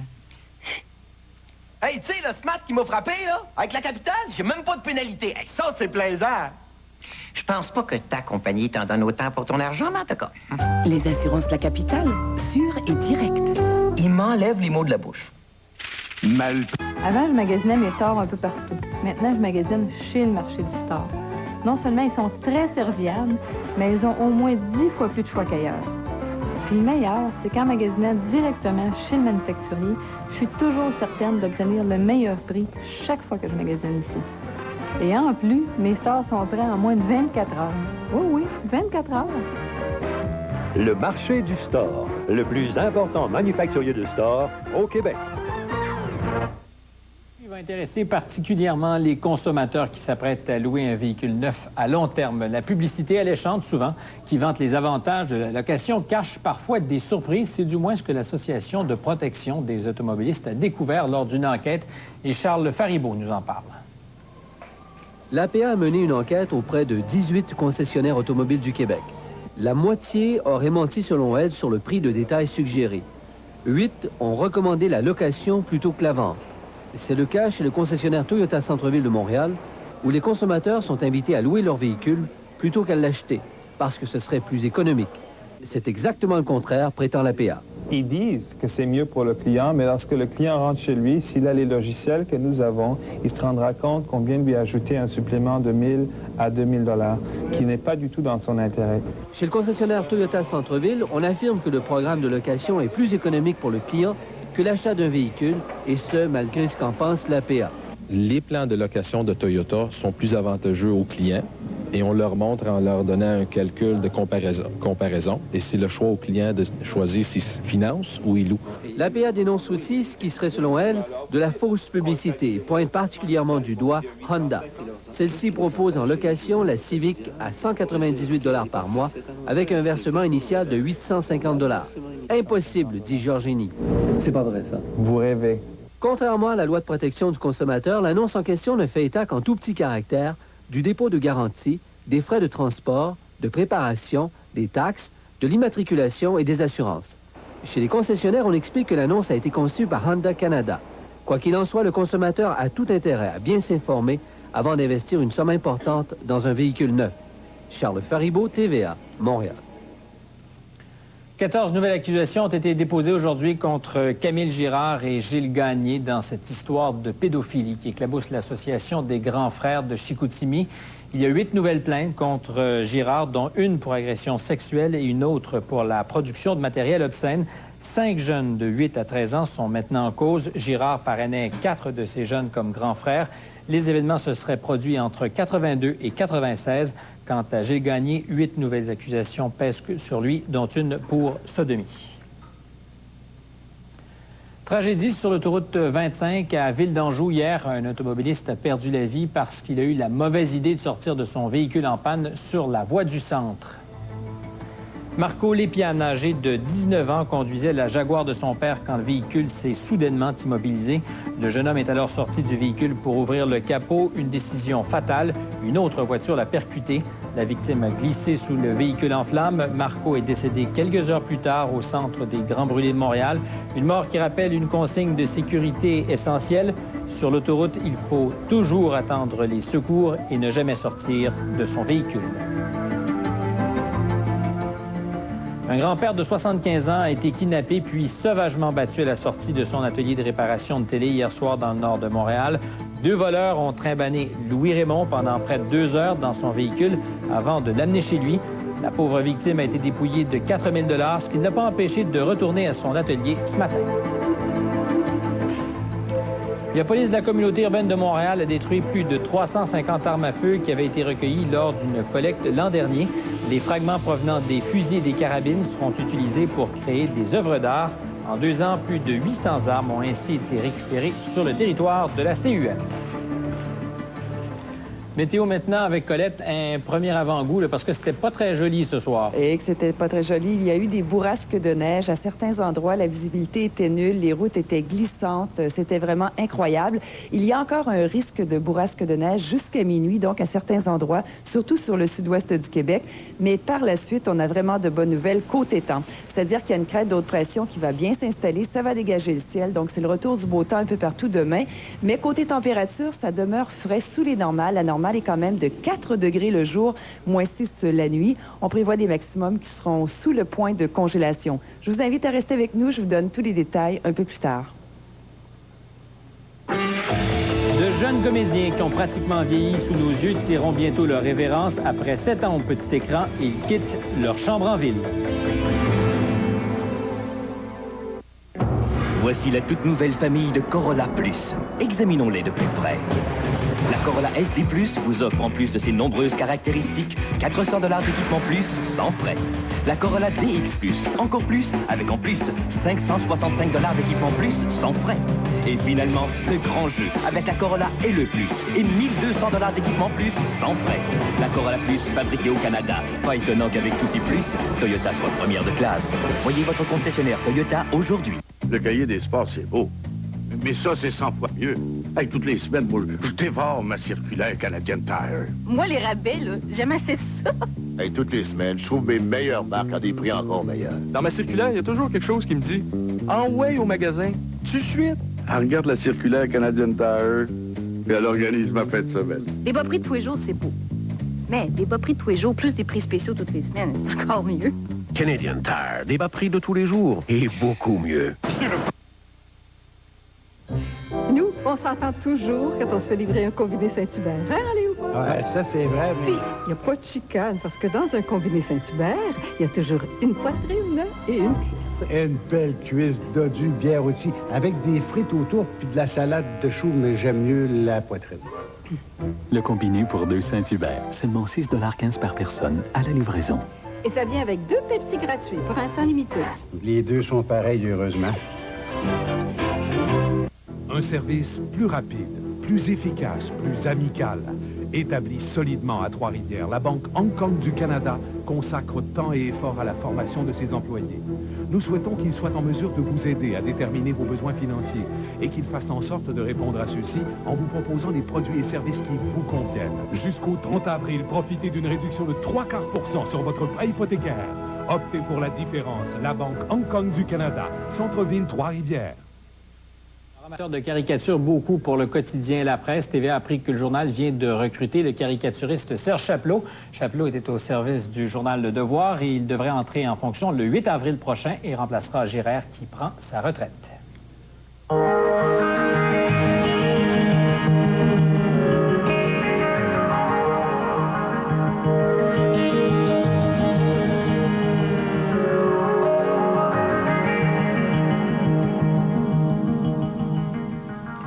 l'étranger maintenant, les agriculteurs britanniques, en désespoir de cause, sont maintenant prêts à sacrifier une partie de leur bétail face à la crainte inspirée par la maladie de la vache folle.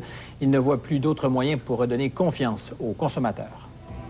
Le premier ministre britannique John Major a reconnu lui aussi qu'il n'y avait probablement pas d'autre solution. Les éleveurs favorisent l'abattage des bêtes les plus vieilles, car ce sont elles qui, statistiquement, semblent les plus vulnérables à la maladie de la vache folle. De toute façon, une solution doit rapidement être trouvée. Dès demain, l'Union européenne devrait interdire toute exportation de bœuf britannique. Aux États-Unis, l'ultra-conservateur Pat Buchanan espère devenir le vice-président de Bob Dole. Dole est pratiquement assuré d'être le candidat républicain dans la course à la Maison-Blanche contre l'actuel président Bill Clinton. Pat Buchanan soutient que Bob Dole n'est pas assez conservateur et conduit le Parti républicain dans la mauvaise direction. Il se prépare une journée exceptionnelle dans l'espace. Les astronautes vont effectuer au cours des prochaines heures la première sortie d'Américains en espace à partir de la station orbitale Mir. La navette Atlantis est arrivée samedi à la station russe. Une des astronautes, Shannon Lucid, une biochimiste de 53 ans, va passer les 5 prochains mois à bord de Mir. Puis, plus près de chez nous, le Cirque du Soleil a levé le voile aujourd'hui sur sa toute dernière production, Quidam. Le spectacle, qu'on dit encore plus ambitieux que les précédents, sera à l'affiche tout l'été au Vieux-Port de Montréal. Les 2 numéros présentés ce soir s'inscrivent dans la pure tradition du cirque, poétique, spectaculaire, évidemment coloré. Après sa présentation à Montréal, Quidam voyagera dans 13 villes nord-américaines pendant 3 ans. On estime qu'au terme du périple, le spectacle aura été vu par 2 500 000 personnes.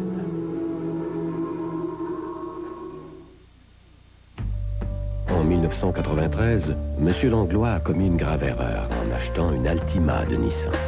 Il n'a pas pris le temps d'appeler les associations de consommateurs, ni pris la peine de lire les chroniqueurs automobiles. Si c'était à refaire, referiez-vous la même erreur, M. Langlois? Votre très sympathique concessionnaire Nissan vous invite à bien vous renseigner avant d'acheter une nouvelle voiture. C'est dans votre intérêt, comme dans le nôtre. Avec nos hivers, j'aime vraiment le confort que me donnent mes portes et fenêtres Arcon. Arcon fabrique et installe des portes et des fenêtres de qualité depuis plus de 30 ans. Avec la garantie Arcon, j'ai l'esprit tranquille. Arcon est chef de file au Québec, avec près de 100 000 clients satisfaits. L'achat de portes et fenêtres est un investissement important. Faites comme moi. Choisissez Arcon. Arcon, une tradition pour nos maisons. Profitez dès maintenant de notre plan de financement. Oh, j'ai pris la poutine. Puis là, je vais prendre des Toms.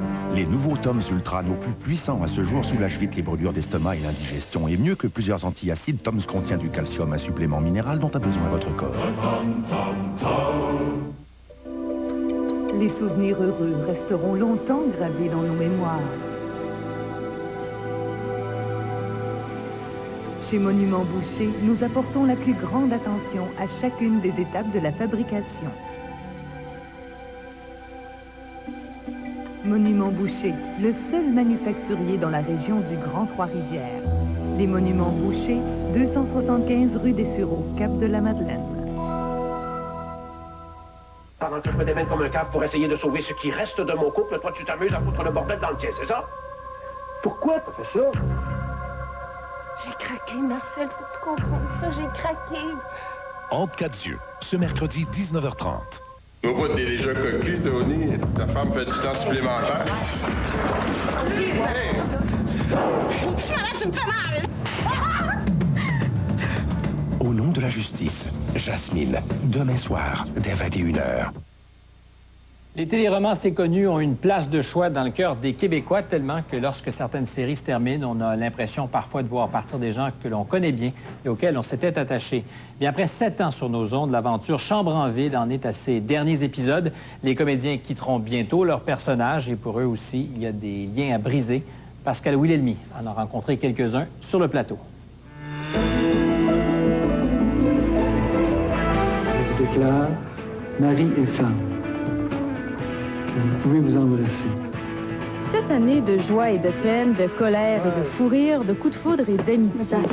Cette année à se reconnaître dans ses personnages, à les détester, à les aimer. C'était toi et moi. C'est pas possible. Les premières années, Moi, je me faisais quasiment lancer des tomates sur la rue. Les gens n'aimaient pas beaucoup. Et puis, ils ont appris à la comprendre aussi, puis à comprendre d'où elle venait et à même aimer certains de ses défauts. Ces comédiens qui se font presque toujours saluer par le nom de leurs personnages dans la rue ont littéralement grandi sous nos yeux. Et à la surprise même de l'auteur de Chambre en ville, très rapidement, ils se sont taillés une place dans le cœur du public. Moi, au début, j'avais dit, si un jour j'ai 1 million de téléspectateurs, ça va être une joie extraordinaire. Et puis, dès la première émission, il y avait 1 300 000. J'étais étonnée. Ces dernières semaines, les mardis à 19h, plus de 2 millions de Québécois sont rivés à leur écran, sachant que les personnages de Chambre en ville les quitteront bientôt. J'ai été amenée d'écrire avant Noël et à ce moment-là, j'ai vécu vraiment un deuil parce que ça fait 7 ans que je vis avec tous ces personnages-là continuellement, 7 jours par semaine, tout le temps. Les comédiens et toute l'équipe de production ont commencé à ressentir cette même tristesse lors des dernières semaines du tournage. Caroline est forte, elle va passer au travers. Et les derniers plateaux, on devait vraiment contrôler. Il y avait les épreuves que les personnages vivaient, mais il y avait aussi nous, comme comédiens, l'espèce de tristesse qu'on portait. Donc, tout se chevauchait. C'est l'ambiance, c'est le bonheur qu'on a eu, c'est les rencontres qu'on a faites, c'est les gens qu'on a appris à aimer au fil des ans. Puis je pense que sur n'importe quel autre plateau, on va essayer de retrouver ça, puis on ne le retrouvera pas nécessairement. C'est une vie intense pendant 7 ans. Et ça a été 7 ans de bonheur, autant avec l'équipe technique que les comédiens. Au-delà de cet esprit d'équipe, il faut dire que Chambre en ville a permis à bien des jeunes comédiens, parfois complètement inconnus du grand public, de faire leur début. Tu vas nous manquer.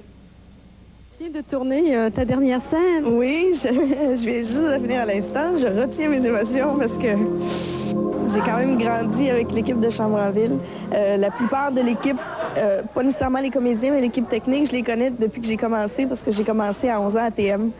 Puis c'est un peu tout le monde comme ça que je quitte. C'est comme s'ils me disaient que c'était le temps que je vole mes propres ailes. Le plus grand des secrets entoure les derniers épisodes de Chambre en ville. Les comédiens nous promettent beaucoup d'émotions, tandis que l'auteur jure qu'elle livrera la réponse que tout le monde attend. Pete et Lola vont-ils enfin revenir ensemble? Pascal Oulelmi, TVA, Montréal. En attendant ensemble, je vous propose que Stéphane et Colette préparent du côté de la météo. Alors, est-ce que ça sera beau et peut-être un peu plus chaud demain? Non, les températures restent froides. Et quel changement si on compare avec la journée que l'on a connue hier? Hier, on a battu un record de chaleur. On a eu 16,7 degrés. L'ancien record était de 16,6. Il y a même eu des orages en soirée. Aujourd'hui, c'était plutôt des bourrasques de neige qu'on a eu ce soir. Maintenant, ce mauvais temps, c'est presque terminé. Les côtés température, ça reste froid encore pour au moins 24 à 48 prochaines heures. C'est-à-dire que les températures seront sous les normales. La normale, le jour, est de 4 degrés. Et demain, ce sera tout près du point de congélation. Alors, tout de suite, on regarde ça en détail. On a quand même de bonnes nouvelles. C'est-à-dire que demain, c'est un ciel généralement ensoleillé un peu partout, sauf pour la Beauce-et-l'Estrie. Le ciel va se dégager. Donc, ce sera le retour du soleil en après-midi. Maximum qui varieront entre moins 5 et moins 1 degré. Et demain, les vents seront modérés, c'est-à-dire entre 15 et 30 km à l'heure. L'aperçu pour jeudi, eh bien là, une hausse des températures. Lentement, les températures se rapprochent des normales, donc des maximums de 0 à 2 degrés.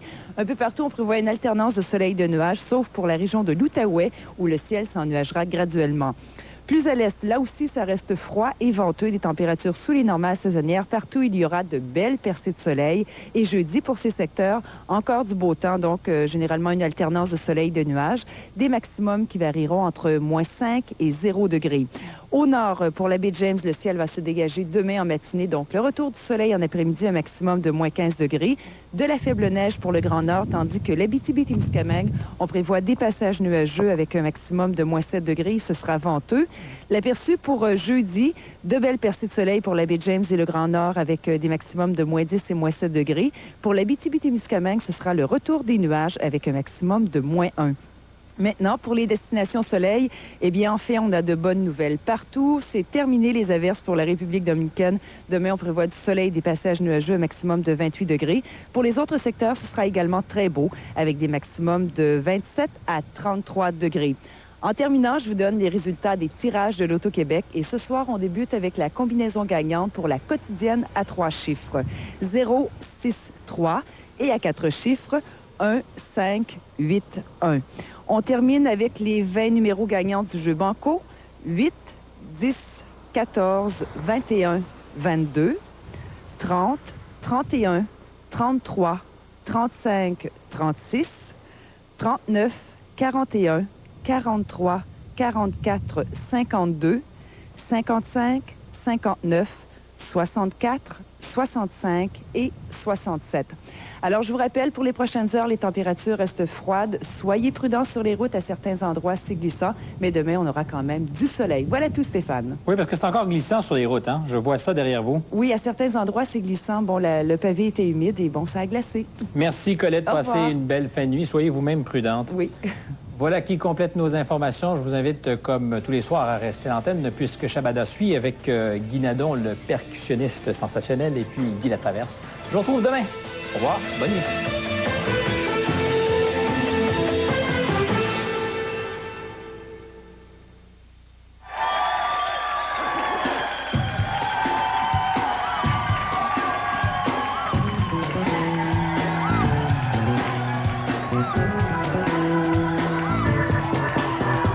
Ce soir, nos invités à l'émission Shabada, les gars de Brou.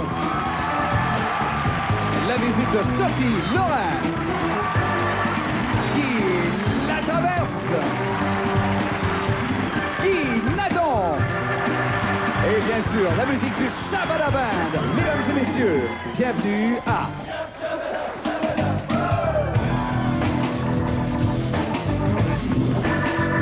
Et ce soir, vous allez voir que cette émission aura énormément de rythme. Voici...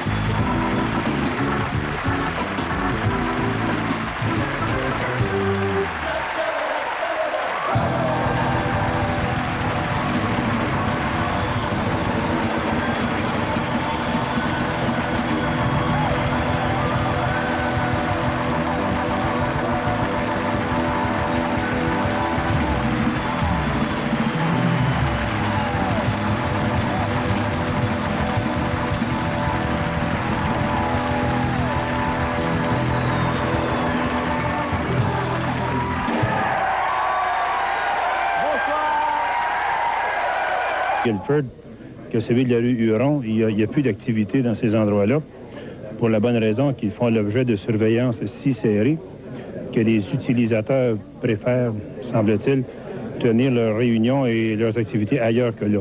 Pourtant, vendredi dernier, le local était bondé. Au moins 150 personnes ont assisté à une fête pour célébrer les 4 ans du club de motards. Au fil des mois, toutes les mesures administratives appliquées pour contrer les motards sont tombées. Dans les prochaines semaines, la dernière mesure, toujours en vigueur, sera contestée par les motards en cour supérieure. Leur avocat contestera la légalité du règlement interdisant la circulation en moto dans le secteur. Même la maison voisine, achetée par la ville plus de 120 000 $ et qui devait être occupée par la police, ne l'a jamais été. Il est à leur disposition, mais il n'avait jamais été prévu que la police soit là de façon continuelle. Il est à leur disposition lorsqu'ils ont besoin d'un local. Alors, ils ont tout le droit de l'utiliser. Le conseiller indépendant Michel Prescott affirmait il y a 1 an que la ville ne pourrait agir à sa guise. Aujourd'hui, il prétend que l'administration Bourque n'a rien réglé. Je ne sais pas ce qu'ils ont fait, mais en tout cas, s'ils ont fait quelque chose, ça ne paraît pas. On nous a promis une loi, plutôt un règlement anti-bunker à Montréal. On n'a pas de règlement anti-bunker. Le maire a essayé de faire beaucoup de millage avec une proposition de loi anti-gang, de loi anti-mafia. Il l'a proposé au gouvernement du Canada. Depuis que Carcajou opère et que les bombes ont cessé d'exploser à Montréal, il a comme oublié que c'était pour lui une priorité. Il faut aussi avoir de la suite dans les idées. Il ne faut pas juste faire des déclarations tonitruantes. Pendant ce temps, rue Guilford, tout est calme et personne ne veut rien remuer. Les résidents du secteur ne veulent faire aucune déclaration. Les motards non plus, qui préfèrent rester dans l'ombre. Yves Malo, Le Grand Journal. La Cour supérieure a rejeté aujourd'hui la requête de 3 hôpitaux anglophones qui contestaient leur fermeture qui est prévue dans la réforme du réseau de la santé à Montréal.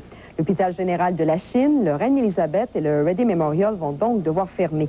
Mais ça pourrait se faire plus tard que prévu puisque le centre hospitalier de la Chine va en appel. C'était comme une journée de deuil dans certains hôpitaux aujourd'hui. Comme si le glas venait de sonner à voir comment réagissaient certains employés. morning? I think it was pretty sad. You know, I still had hopes that, you know, they might keep us open because this is a very centralized hospital. What do I think of the judgment? I think it was a purely political decision from the beginning to the end, and I don't think it's going to change. Ça faisait d'autant plus mal qu'ils ont livré une lutte parfois épique. Non contents d'avoir mobilisé des foules pour des manifestations monstres après l'annonce des compressions, d'avoir envoyé pétition sur pétition au ministre de la Santé, 3 hôpitaux ont transporté leur cause devant les tribunaux. Ils contestaient les critères de la Régie et du ministère de la Santé. Ils alléguaient que cette décision était discriminatoire pour la communauté anglophone. Ils ont perdu une bataille, mais pas la guerre, disent-ils. Certains vont en appel. C'est le cas de l'hôpital général de la Chine qui devait fermer ses portes le 1er avril. Évidemment, dans un contexte pareil, l'hôpital ne fermera pas immédiatement. Toutefois, nous allons continuer de suivre la loi, de même que les instructions découlant de la loi. Nous allons continuer d'obéir, mais l'hôpital se pourvoit en appel et on verra. Je pense que c'est dommage pour la communauté. Parce que quand on se rappelle qu'il y a eu 135 000 signatures qui ont été présentées au ministre à Québec, quand on a vu 12 000 personnes marcher dans la rue, je pense qu'il n'y a pas une communauté dans Montréal qui a fait tant pour l'hôpital de Reine-Élisabeth. Pour la Régie, le jugement est équitable. Le juge a reconnu la pertinence du plan. Parce que le jugement confirme 3 choses. Premièrement, que le processus suivi par la Régie et le ministère était équitable et légal. Deuxièmement, que les critères qu'on avait utilisés pour choisir les hôpitaux dont on proposait la fermeture étaient adéquats. Et troisièmement, qu'il n'y a eu aucune discrimination, ni dans le processus, ni dans le résultat pour la communauté anglophone de Montréal. En attendant que les tribunaux se prononcent à nouveau, l'hôpital de la Chine continuera à recevoir ses patients. Catherine Lafrance, Le Grand Journal.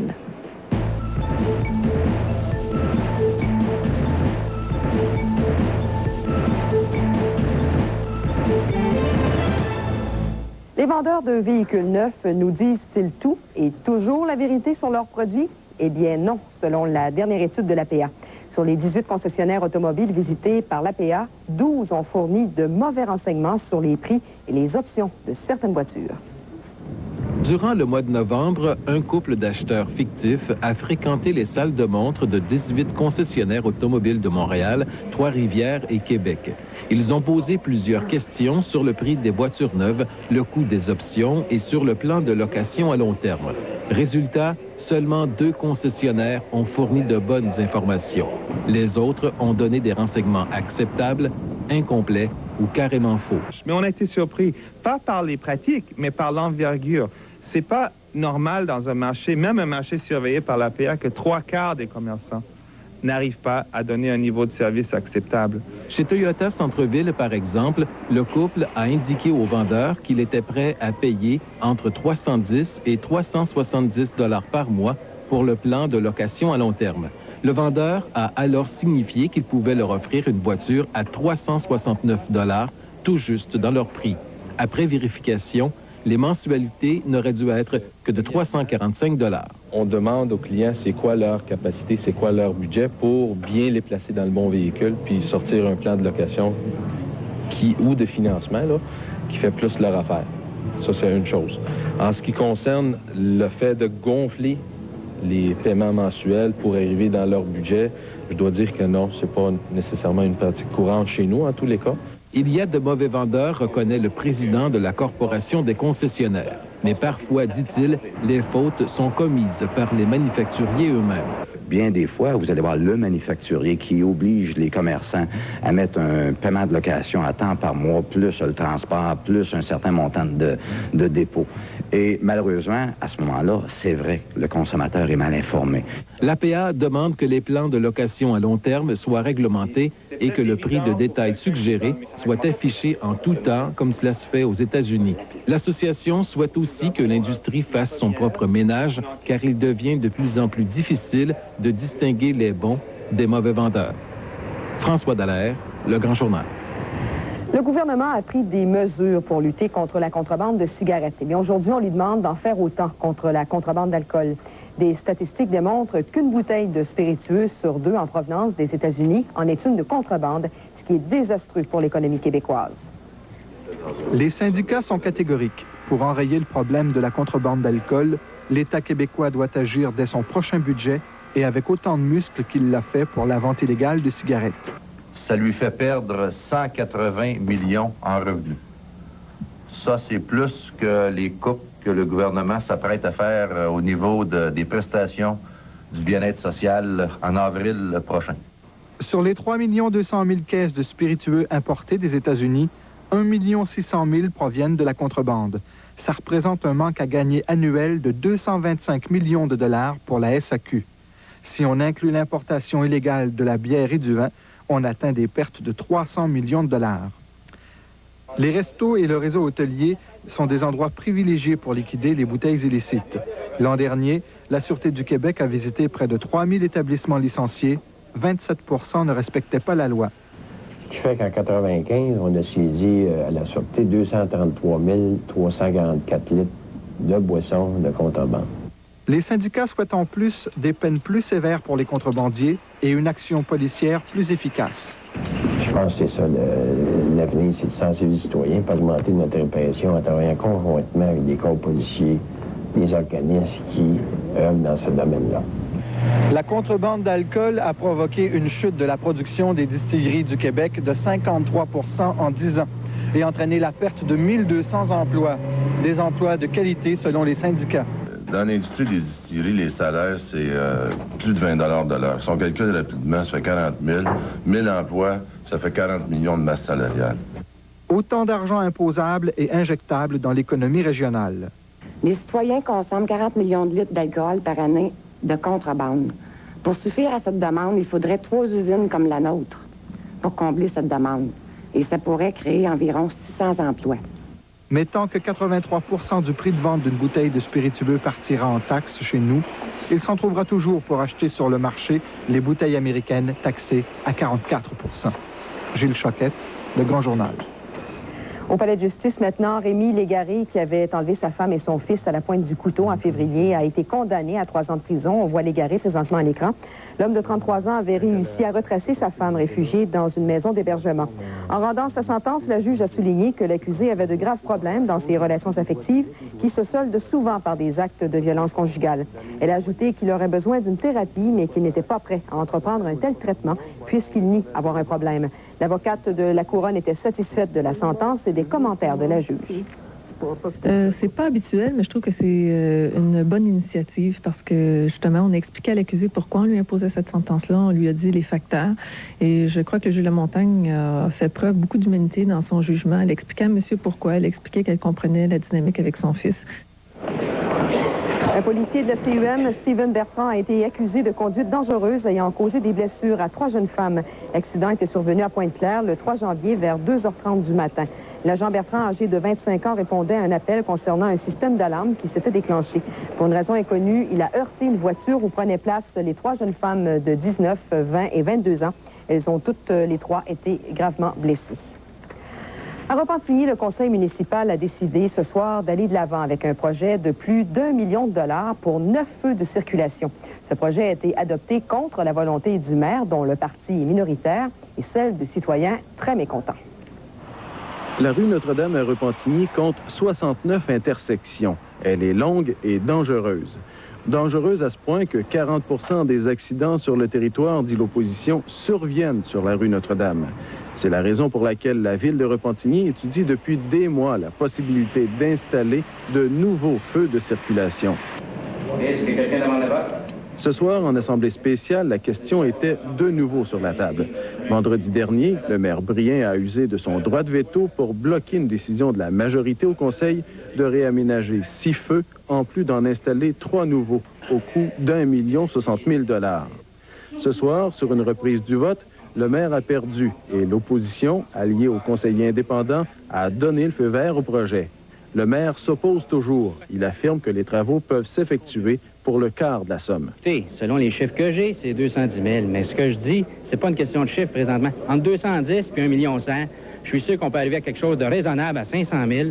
Le chef de l'opposition réplique qu'il faut décider avant la fin de la semaine pour profiter des 66 % de subventions du programme d'infrastructure Canada-Québec. Selon lui, le maire erre. Moi, je pense que lancer des chiffres à 70 000 comme ça, sans preuve, à 230 000 également d'un autre côté, c'est de lancer les chiffres ou de mêler et de rendre la situation encore plus confuse.